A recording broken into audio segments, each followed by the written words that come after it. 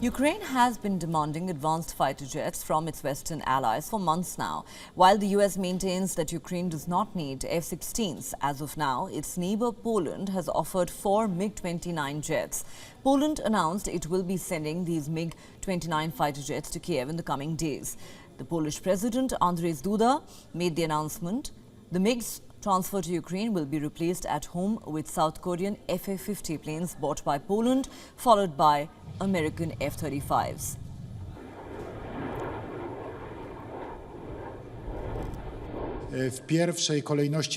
Firstly, within the next few days, we will hand over 4 aircrafts to Ukraine in full working order. The rest are being prepared and serviced and will be successively handed over.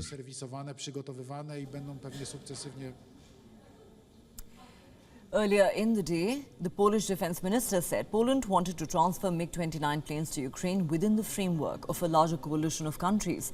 Asked about other countries in this coalition, the minister mentioned Slovakia, but added that they were open to others.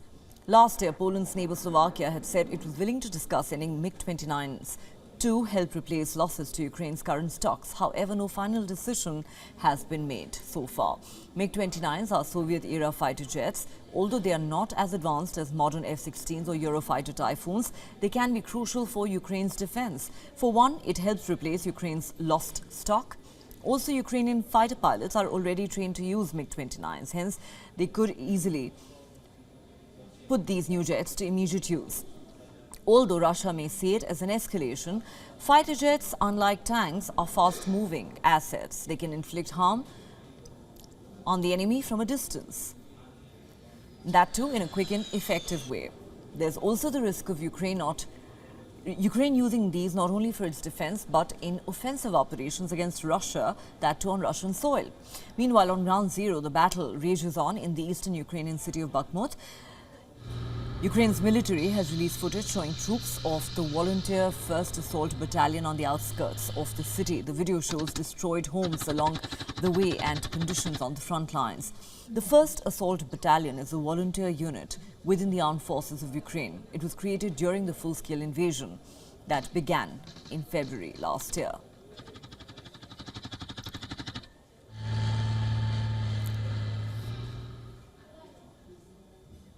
For more on this, we're now joined by Dov Zakhem. He was Under Secretary of Defense in the George Bush administration in the United States and is currently a senior advisor at the Center for Strategic and International Studies. Thanks very much for joining us, Mr. Zakhem. Let me ask you this. Do you think this decision by Poland could pave the way for the US finally agreeing to provide F-16s to Kyiv, something that President Zelensky has been asking for a very long time now? And do you believe that these fighter jets could actually change the course of this war? Well, let's start. First of all, thank you for having me. The MiG-29s are, as you said, Soviet-era aircraft, but on the other hand, the Ukrainian pilots know how to use them.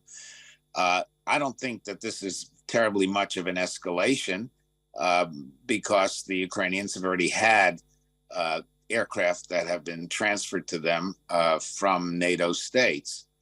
Whether it will speed up the delivery of F-16s, quite frankly, that debate is going on, is a very heated debate in the United States. And the argument that has been made is that eventually the Biden administration does deliver to Ukraine what Ukraine asked for, but it doesn't deliver it on President Zelensky's timetable.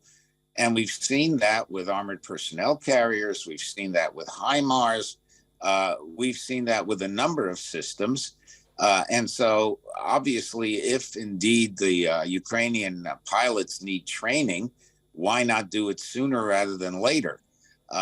And by the way, what we've also seen with the Ukrainians generally is that they train far more quickly than people anticipate. Would the transfer of aircraft give them some kind of turning point in the war? That's not entirely clear. It'll certainly enhance their ability to fight the war, but they also need more tanks, which they're getting, but very, very slowly. And they're holding out quite well in Bakhmut. Everybody thought would have lost this weeks ago. They haven't. But this is a very, very tough slog. And it's not clear that any one weapon system will turn the fortunes of the war. However, providing aircraft and perhaps tanks as well clearly would give the Ukrainians a margin that they simply don't have right now. Okay. Now, of course, some experts have pointed out that it could take 1 or 2 years or maybe even longer to actually train the Ukrainian pilots to use fighter jets such as F-16s. But even if we keep that argument aside, the question I want to ask you, Mr. Zakhem, is this.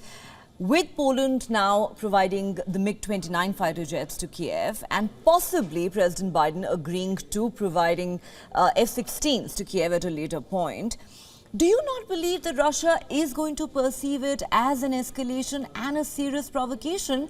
Because Putin already believes that this is actually NATO fighting a proxy war.